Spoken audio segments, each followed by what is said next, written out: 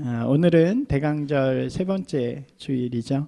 대강절은 예수님께서 우리를 위해 오신 성탄을 기다리는 절기라고 말씀을 드렸습니다. 그렇죠? 예수님께서는 이 땅에 사랑으로 오셨죠.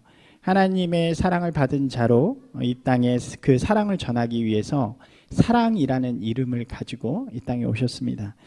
그리고 그 예수님의 사랑으로 오심은 이 땅에서 하나님의 나라와 영원한 생명을 향한 소망을 품게 하죠.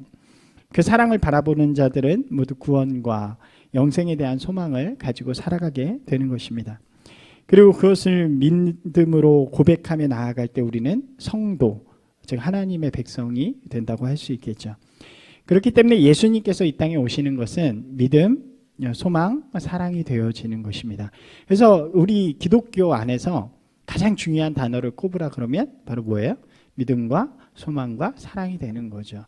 우리가 잘 아는 구절이잖아요. 한번 같이 읽어볼까요?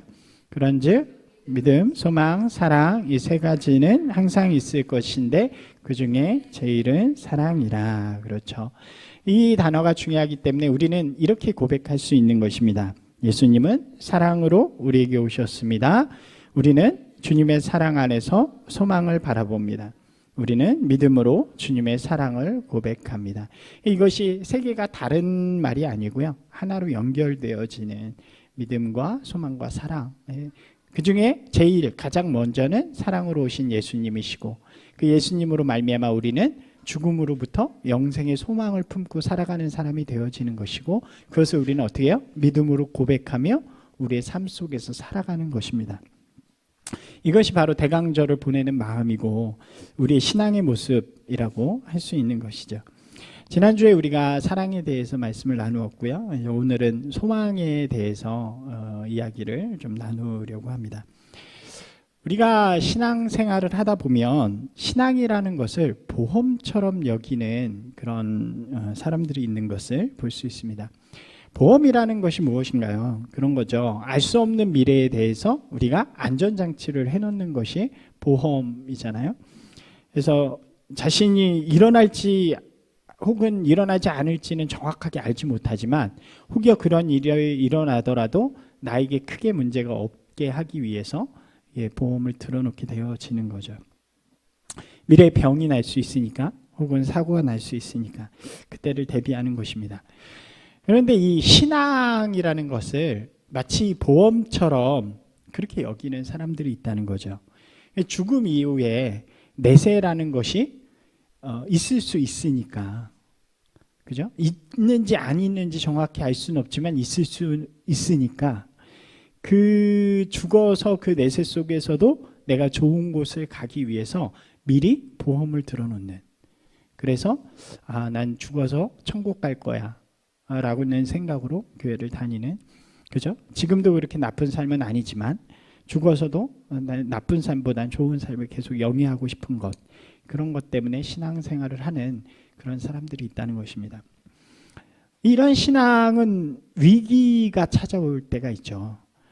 언제가 위기가 되나요? 여러분 보험을 들었다가 언제 보험을 깨나요? 오늘 나의 삶에 뭔가 이렇게 해가지고 그것들을 파기해야 될 때, 그러니까 미래에 대한 그런 보장이 오늘 나의 삶을 흔들어 갈 때는 그 미래에 대한 것을 포기할 수밖에 없는 것이 바로 이런 신앙이라고 할 수 있습니다.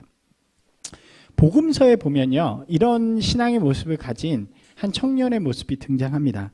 마가복음 10장에 보면 예수님을 찾아서 한 인물이 찾아오게 되죠. 아마도 유대교 안에서 꽤나 신실했던 청년이었던 것으로 보여져요. 이 청년이 진지한 마음으로 예수님께 이렇게 묻습니다. 한번 같이 읽어볼까요? 예수께서 길을 나가실새 한 사람이 달려와서 꿇어앉아 묻자오되 선한 선생님이여 내가 무엇을 하여야 영생을 얻게 될까? 이 질문에는 크게 문제가 없어 보입니다. 예수님께서 그 당시에 이제 막 뜨는, 소위 우리말로 이제 막 뜨는 랍비, 뜨는 선지자. 그래서 사람들이 막 몰려오고 기적도 행하는 그런 분이셨기 때문에 이 청년도 아마 그 예수님께 이 질문을 드렸던 것 같아요. 예수님께서는 그 질문에 이렇게 대답을 하시죠. 같이 읽어보겠습니다. 내가 계명을 안 하니 살인하지 말라, 간음하지 말라, 도둑질하지 말라, 거짓 증언하지 말라, 속여 빼앗지 말라, 내 부모를 공경하라 하였느니라. 이것은 우리가 잘 아는 십계명이죠. 그러니까 예수님께서는 이 십계명과 즉 율법을 이 청년에게 이야기하시면서 성경에 이걸 잘 지키면 되지 않느냐라고 써 있지 않느냐라고 이야기해 주시는 것입니다. 그랬더니 그 청년이 이렇게 대답해요. 저는 어렸을 때부터 이 계명들을 철저히 지키면서 살아왔습니다.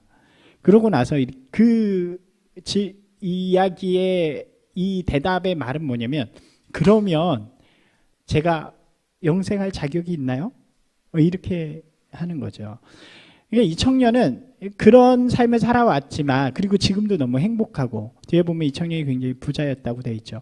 그러니까 돈도 많고 행복한 삶을 살았는데 죽어서도 영생을 갖고 싶은데 아직 확신이 없는 거죠.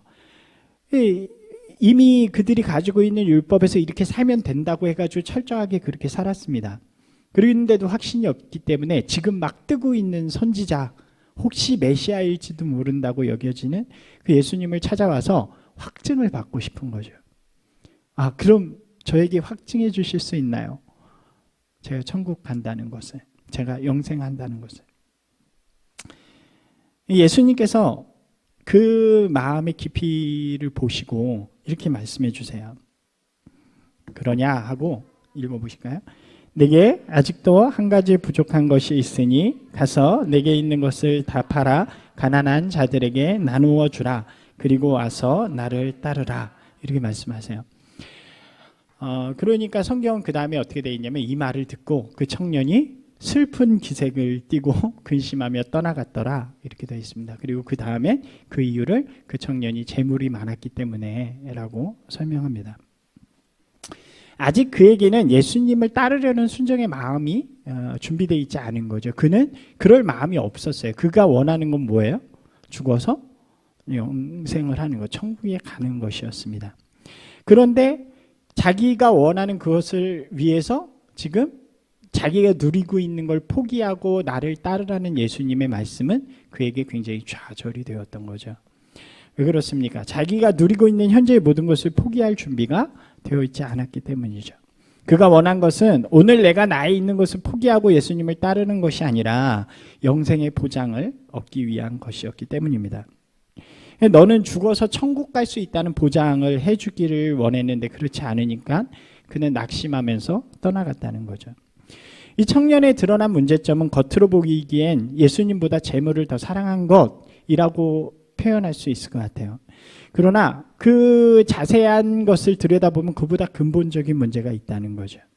이 청년을 무기력하게 만드는 문제가 숨겨져 있다는 것을 볼 수 있습니다. 이 청년의 요구는 영원한 삶을 얻는 것이었습니다. 이 요구는 문제가 되어 보이지 않습니다. 영원한 삶은 하나님께서 우리에게 약속하신 약속의 선물이기 때문이죠. 그런데 이 청년의 문제는 그게 뭔지 정확하게 알지 못했고 관심이 없었다는 거예요. 천국에 간다는 것, 영생을 한다는 것보다는 지금 내가 누리고 있는 이 행복을 죽어서도 누리고 싶다라고 이야기하는 거죠. 그렇기 때문에 그의 질문은 이런 질문이 아니었던 거예요. 예수님, 제가 어떻게 하면 하나님의 나라를 이루어가는 사람이 될 수 있을까요? 예수님, 제가 어떻게 하면 하나님을 기쁘시게 하는 삶을 살아갈 수 있을까요? 이런 질문이 되지 않았다는 거죠. 그가 한 질문에서 강조되는 것은 내가 받을 보상, 내가 누릴 그 영생의 모습이었다는 거죠. 지금 너무 행복합니다. 돈도 많고 학식도 있고 인정받아서 너무 좋습니다. 그런데 죽음 이후엔 잘 모르겠어요. 그래서 죽음 이후에도 기쁘고 즐거운 행복한 길을 살아가고 싶다는 것입니다. 이것이 바로 이 청년이 가진 가장 크고 심각한 문제였다는 거죠. 이러한 문제는 비단 이 청년에게만 있는 것은 아니죠. 이 문제는 예수님을 따라다니던 베드로와 제자들, 그리고 우리에게도 동일하게 있는 문제라고 이야기할 수 있을 것 같습니다. 계속해서 마가복음 10장에 이 청년이 돌아간 다음의 이야기를 보면 이래요. 예수님과 제자들의 대화가 등장을 합니다. 예수님께서는 그 청년을 안타깝게 여기면서 이 말씀을 하세요. 하나님과 재물을 동시에 섬길 수 없다. 이게 거기에 나오는 말씀이거든요. 제자들이 그 말씀에 의문을 품으면서 베드로가 대표로 이렇게 질문합니다. 같이 한번 읽어볼까요? 보소서 우리가 모든 것을 버리고 주를 따랐나이다. 이 말은 무엇인가요? 저 사람은 자기 것을 포기하지 못했기 때문에 저러고 갔지만 나는 다 포기하고 예수님을 따르고 있지 않습니까? 가버나움의 아내와 집도 떠나왔고 고기잡이 배와 안전된 직장도 포기했으며 앞으로의 나의 미래까지 다 포기하고 예수님을 따라오지 않았습니까? 이렇게 따라왔는데 우리에게 주시는 보상은 있겠죠. 이 정도면 구원받을 만하지 않나요? 당신을 메시아로 이 땅 가운데 드러내실 때에 제게 주실 보상을 이야기해 주십시오. 이런 질문이죠. 베드로와 제자들의 마음 가운데 보상을 바라는 그런 마음이 있었다는 것입니다. 이러한 제자들의 마음은 뒤에도 계속해서 등장을 하죠. 야고보와 요한이 예수님께 나와 자신들의 자리를 요구할 때도 또 제자들과 막 싸우기도 하는 그런 모습들이 있습니다. 여러분 어떤가요? 우리에게 동일한 유혹들이 있지 않은가요? 이렇게 열심히 예배에 참여하는데 하나님이 나를 축복하셔서 잘 되게 해주시겠지. 이렇게 개척교회를 시작부터 섬겼는데 우리 사업을 잘 되게 해주시겠지. 반주도 하는데 그죠? 그런 마음들, 내 천국의 상급은 다른 사람보다 크겠지. 그래서 천국에 가면 다른 사람들은 1층 집에 살 때 나에게는 3층 집 정도 주지 않을까. 다른 사람보다 더 나은 인정을 받으면 행복해지겠지 하는 유혹들이 우리 가운데 있다는 거죠. 여러분뿐만 아니라 목사인 저도 마찬가지죠. 조금 더 일하니까 또 이렇게 개척교회를 열심히 개척했으니까 또 그래서 어떻게 보면 그런 마음들이 나중에 실제적인 보상을 받기 위해서 좀 자기 마음대로 하기도 하고 그런 교회들의 문제점을 드러내기도 하는 것 같습니다. 우리가 정확하게 질문해야 되는 거죠. 우리는 왜 그리스도인이 되었는가? 개인적인 보상을 위하기 때문인가? 왜 말씀에 순종하면서 말씀대로 살아야 하는가? 혹시 부자 청년처럼 영원한 생명을 그저 그것이 무엇인지 모른 채 가지고 싶어서 그렇게 하는 인생이 아닌가? 결국 자신의 요구를 들어주지 못하는, 채우지 못하는 청년은 그 자리를 떠나가게 됩니다. 제자들 중에서도 예수님의 말씀을 이해하지 못한 가룟 유다와 같은 사람은 결국 예수님을 배반하게 되죠. 지금 우리 중에서도 하나님으로 인해서 보상받지 못하면 언제든지 떠날 준비를 하고 있는 마음이 혹시 우리 가운데 있지 않은가? 사람이 인정해 주지 않으면, 혹은 이렇게 열심히 했는데 목사님이 인정해 주지 않으면 화내고 떠날 준비를 하고 있지는 않은가? 저는 그런 얘기들을 예전부터 좀 많이 들었어요. 실제로 이렇게 한 교회에서 열심히 일을 했는데 이제 감리교는 권사가 남자분이 권사님이 되시잖아요. 그래서 권사를 이렇게 하는데 그분을 선택을 안 해줘가지고 그분이 화가 나가지고 그 교회를 떠나서 그런 경우들도 많고 상처받아서 그렇게 가는 그런 분들도 많죠. 우리 자신들을 오늘 특별히 예수님이 오시는 이 계절에 우리가 돌아보며 이 질문을 좀 명확하게 하셨으면 좋겠습니다. 나는 왜 그리스도인이 되었는가? 한번 해볼까요? 나는 왜 그리스도인이 되었는가? 나는 오늘 왜 이 자리에 와서 예배드리고 있는가? 14세기를 사셨던 프란시스라는 분이 계세요. 이 아시아를 다니면서 선교를 하신 분인데 부유한 가정 환경에서 자랐지만 그리스도인이 아니었던 그가 대학교에서 친구들로부터 이제 전도를 받게 되고 예수회를 조직해서 예수 그리스도의 제자로 살아가는 삶을 살아가게 됩니다. 인도, 스리랑카, 말레이시아, 중국, 일본 등에서 선교를 하면서 복음을 전한 인물이죠. 이분이 이제 선교 말년에 갑자기 이런 생각이 들더래요. 예수님을 따르기 위해 내던진 자신의 삶을 생각하면서 스스로에게 질문을 하는 거죠. 동일한 질문이죠. 나는 왜 그리스도인이 되었는가? 나는 왜 예수 그리스도를 순종하며 섬기는가? 나는 왜 이 복음을 들고 그 험한 곳까지 가야 하는가? 그리고 그 질문에 스스로 답을 적기 시작했다고 합니다. 그리고 그 답을 가지고 한 편의 시를 썼어요. 제가 그분이 쓴 시를 읽어드리겠습니다. 우리 조용하게 반주를 다 깔아주시면 예, 자꾸 활용을 해야 되는 거예요.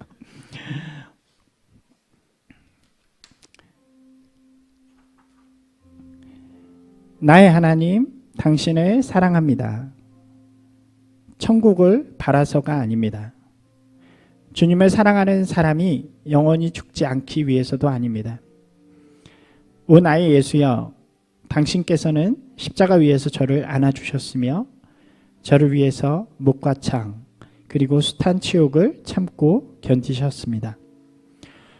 축복받으신 예수 그리스도시여, 왜 그리하셨습니까? 주님을 온전히 사랑하고 싶습니다. 승리하여 천국으로 가는 희망을 위해서도 아니고 또는 지옥을 피하기 위해서도 아닙니다. 무엇인가 얻고자 함도 아닙니다. 보상을 바라서도 아닙니다. 당신이 저를 사랑해 주신 것처럼 오 영원하신 주님, 저도 주님을 사랑하고 사랑할 것입니다. 주님을 찬양하면서 노래 부를 것입니다. 주님만이 나의 하나님이시며 주님만이 나의 왕이시기 때문입니다. 네. 그리고 그는 이 시를 쓰고 얼마 후에 중국으로 가는 선교 여행의 길에서 마지막 그의 생명을 마치게 되었다고 합니다. 이 프란시스가 믿음의 깊이가 깊어지면서 깨닫고 소망하는 것은 자신의 헌신을 통해 받을 그런 개인적인 보상이 아니라 날 사랑하는 주님, 그분이 소망이 되어주시고 날 구원하신 그 주님, 그리고 그 주님과 함께하는 영생이 바로 소망이 되었다는 거죠. 그래서 그는 자신의 헌신이 오직 하나님께서 주신 그 감사와 사랑 때문에 그 사랑을 누리기 위해서 하는 내 사명이라고 여긴다고 고백하는 것입니다. 그런 삶을 살았기 때문에 그는 어느 곳에 있었든지 또 어떤 죽음의 길을 가든지 그의 고백이 감사할 수 있는 고백이 되었고 행복하다고 말할 수 있는 그런 고백이 되었던 것입니다. 그렇게 예수 그리스도의 길을 감사하면서 사랑으로 살아가면 바로 주님께서 주시는 이 행복한 그리고 감사함이 우리의 삶에 보상과 덤으로 오기 때문이라는 거죠.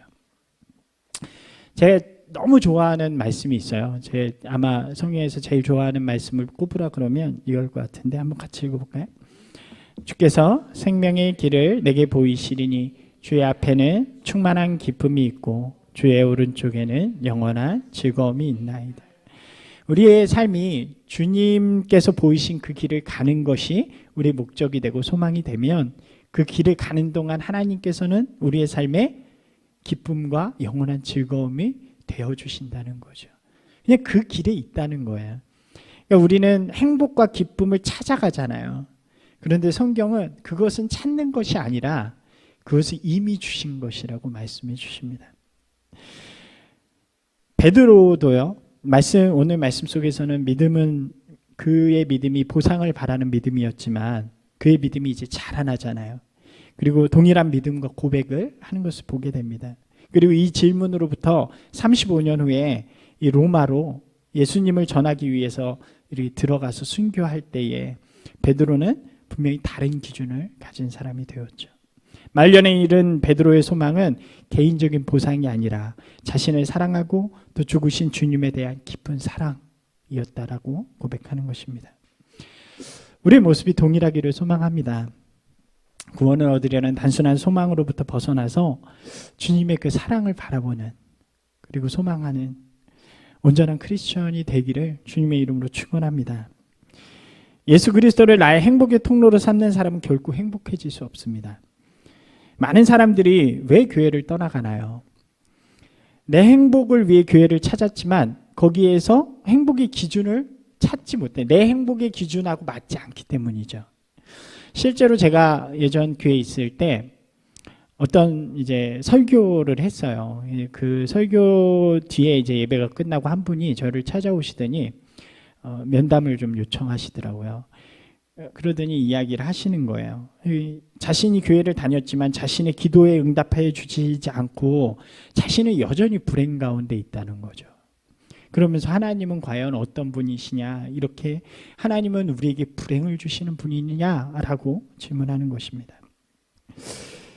우리가요, 우리의 행복을 추구하기 위해서 교회를 다니는 순간, 그리고 예수님을 믿는 순간 하나님은 믿을 수 없는 존재가 되죠. 왜 그렇습니까?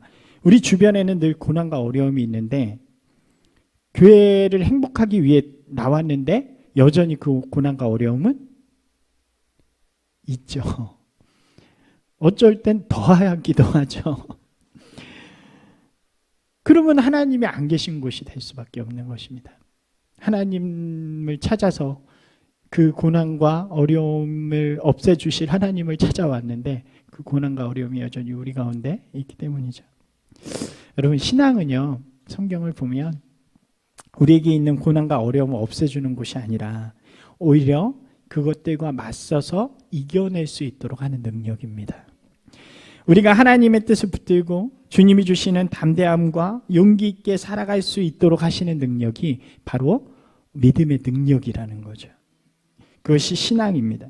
그때 하나님께서는 우리 가운데 어떤 말씀을 주세요?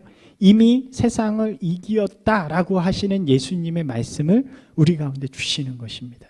그리고 그 예수님이 우리와 함께 하신다, 성령님을 통해서 우리와 함께 하신다라고 말씀해 주시는 것입니다. 우리는 이미 승리하신 예수 그리스도를 마음에 품고 있는 자들이 되기 때문에 두려움 없이 용기를 가지고 이 땅 가운데서 낙심하지 아니하고 이 세상 가운데 살아갈 수 있게 되는 거죠. 그리고 그렇게 살아가는 자들에게 하나님께서는 뭐를 덤으로 주세요? 기쁨과 즐거움, 행복을 우리에게 주신다는 것입니다. 그래서 우리는 그 고난과 어려움을 이겨내면서 살아갈 때 우리의 입술의 고백이 예수님과 함께 할 수 있어서 행복했습니다. 예수님 때문에 행복합니다. 예수님의 길을 갈 수 있어서 참 좋습니다. 라고 이야기할 수 있는 것입니다. 여러분, 그런 고백들이 있는 분들이 되시기 바랍니다. 한번 같이 해보실까요? 예수님과 함께 할 수 있어서 참 행복합니다. 네, 예수님 때문에 승리하는 분들이 되시기 바랍니다. 무엇을 그럼 바라보는 자들이 되어야 될까요? 오늘 고린도 후서 말씀은 우리에게 이렇게 이야기하죠. 같이 한번 읽어볼까요? 우리가 주목하는 것은 보이는 것이 아니요 보이지 않는 것이니 보이는 것은 잠깐이요 보이지 않는 것은 영원함이라. 보이는 것을 추구하는 것이 아니라 보이지 않는 영원한 것을 추구하라고 우리에게 말씀해 주시죠. 우리의 눈에 보이는 행복, 바라보는 그런 인생이 아니라 영원히 없어지지 않을 것들을 바라보라고 이야기합니다. 이 영원히 없어질 게 뭐가 있을까요? 미국의 벤 포스터라고 하는 인물이 있었는데요. 이분이 젊은 시절에 사업에 크게 성공했다 그래요. 그래서 돈을 많이 번 거죠.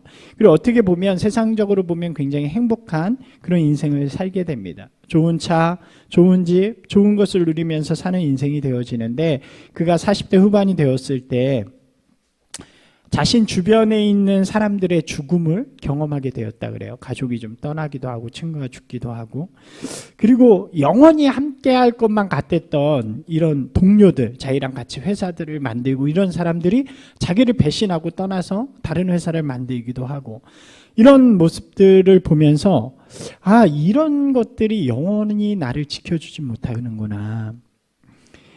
이런 사람들이 더 이상, 이런 모습들이 더 이상 나에게 행복을 주지 못한다는 것을 깨닫게 됩니다. 그리고 이분이 그렇게 질문했다 그래요. 내가 추구하고 있는 것은 영원한 것이 아닌데 그럼 이 세상에 영원한 것이 있을까? 그리고 막 영원한 것을 찾아다녔는데 별로 발견을 못한 거죠. 그러다가 어느 날 이 성경을 누가 이렇게 주더랍니다. 성경을 보면서 여기저기 찾다가 성경 안에서 한 구절을 발견하게 된 거예요. 이 말씀입니다. 한번 같이 읽어볼까요? 영원하신 왕 곧 썩지 아니하고 보이지 아니하고 홀로 하나이신 하나님께 존귀와 영광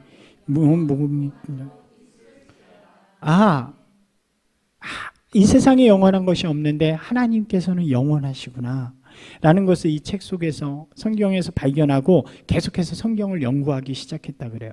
그러고 나서 성경에서 말하고 있는 영원한 것 세 가지를 발견하는데 그것이 첫 번째는 하나님은 영원하시다. 두 번째는 하나님의 말씀은 영원하시다는 것을 발견하게 되죠. 같이 읽어볼까요? 모든 육체는 풀과 같고 그 모든 영광은 풀의 꽃과 같으니 풀은 마르고 꽃은 시드나 오직 주의 말씀은 세세토록 있도다. 주의 말씀이 영원하고요. 세 번째로 하나님의 뜻을 행하는 자가 영원하다는 것을 또 발견하게 됩니다. 같이 읽어보겠습니다. 이 세상도 그 정욕도 지나가되 하나님의 뜻을 행하는 자는 영원히 구하느니라. 이분이 자신의 삶의 귀한 그런 결단의 자리, 고민의 자리에서 이 말씀들을 발견하고 그는 더 이상 세상의 행복을 바라보는 인생이 아니라 하나님을 사랑하며 하나님의 말씀을 기준으로 삼고 하나님의 뜻을 행하는 사람을 키워나가는 그런 일들을 하기 시작합니다. 그래서 그를 통해서 많은 선교사들이 세워지고요. 또 많은 하나님의 일들을 하는 사람을 세우며 살아가게 되었다는 거죠. 그리고 그의 인생을 하나님께 사용하셔서 하나님의 역사를 위해 귀히 쓰이는 그런 사람이 되게 되었습니다. 사랑하는 여러분, 우리가 동일하게 영원한 것을 소망하며 바라보는 분들이 되시기를 바랍니다. 한번 같이 볼까요? 어떻게 해볼까요? 한번 읽어보겠습니다. 영원하신 하나님을 바라보고 영원하신 하나님의 말씀을 바라보며 그 뜻을 따라 사는 자에게 주시는 영원한 생명을 바라보자. 우린 그런 사람들이죠. 눈에 보이는 세상이 아닌, 눈에 보이진 않지만 영원한 하나님과 또 하나님의 나라를 추구하고 바라보는 사람들인 것입니다. 그리고 그런 소망을 가지고 오늘 나에게 주어진 삶의 소망에 합당한 삶을 살아가는 사람들, 그것이 바로 우리 그리스도인인 것입니다. 이러한 소망을 우리가 품을 때 이 소망이 우리의 삶을 이끌어가는 힘이 되어지는 것이죠. 영원한 것을 바라보는 소망이 있기 때문에 오늘 우리는 우리의 삶에서 그리스도인으로서 부끄럽지 않은 삶을 살아갈 수 있는 것입니다. 우리가 하나님을 바라보고요. 또 하나님이 주신 우리에게 영원한 그 말씀을 바라보고요.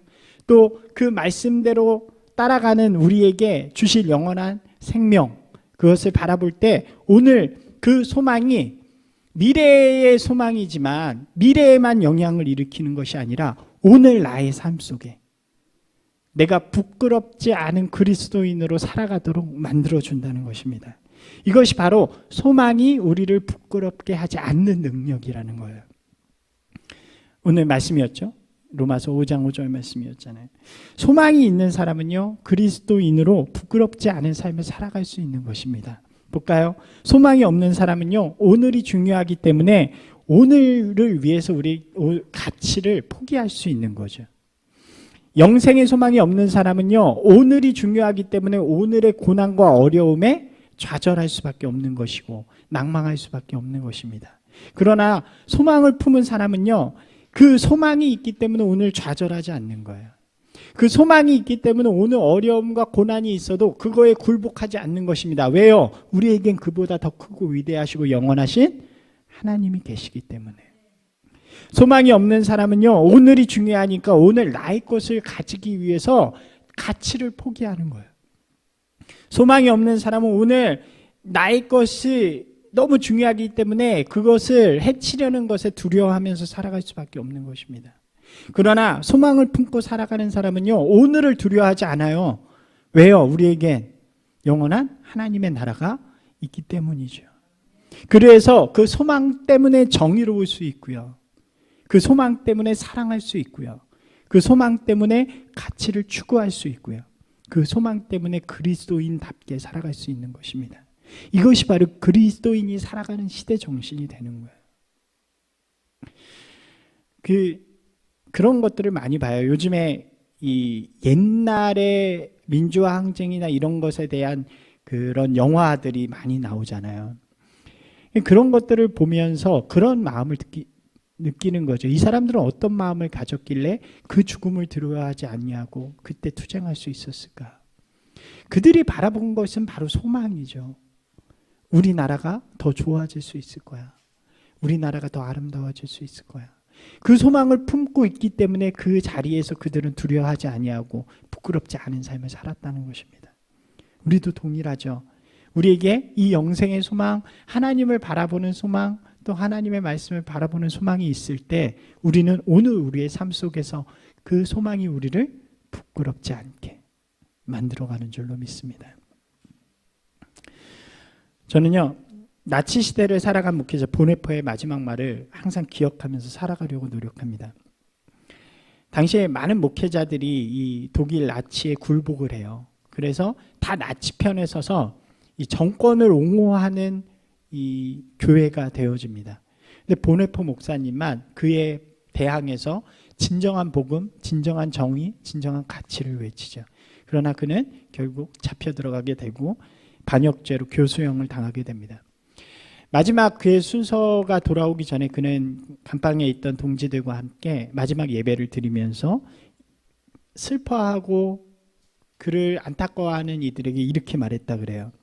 이제 나의 모든 것은 마지막입니다. 하지만 나의 삶은 이제부터 시작입니다. 이제 나의 모든 것은 마지막입니다. 하지만 진정한 나의 삶은 이제부터 시작입니다. 그가 죽음 앞에서 이렇게 할 수 있었던 것은 그의 삶이 세상에서 어떤 보상이나 행복을 바라는 삶이 아니라 오직 하나님의 나라를 바라보는, 또 하나님을 바라보는, 하나님이 주시는 그 뜻을 바라보는 소망을 품으면서 살은 사람이기 때문이고, 그는 그렇기 때문에 그 죽음의 순간까지도 주님 앞에 감사와 행복함을 가지고 있었다는 거죠. 사랑하는 여러분, 이 고백들이 오늘 우리의 고백이 되길 원합니다. 예수님께서 이 땅에 오신 것은 절망 가운데, 아픈 가운데, 고통 가운데 있는 자들에게 소망이 되기 위해서입니다.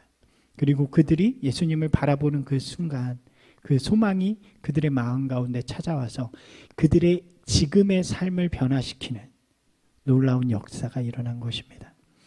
이 계절에 우리도 동일한 마음을 품고 우리의 시선이 만약 세상을 향해 있다면, 또 이것을 통해 뭔가 이 땅에서의 보상을 바라는 마음이 있다면 주님 앞에 좀 내려놓고 오직 영원하신 하나님, 또 영원하신 하나님의 말씀, 또 그분이 주시는 영원한 생명을 바라보며 오늘 우리의 삶 속에서 그 소망으로 부끄러움 없이 살아가는 그런 저와 여러분이 되기를 주님의 이름으로 축원합니다.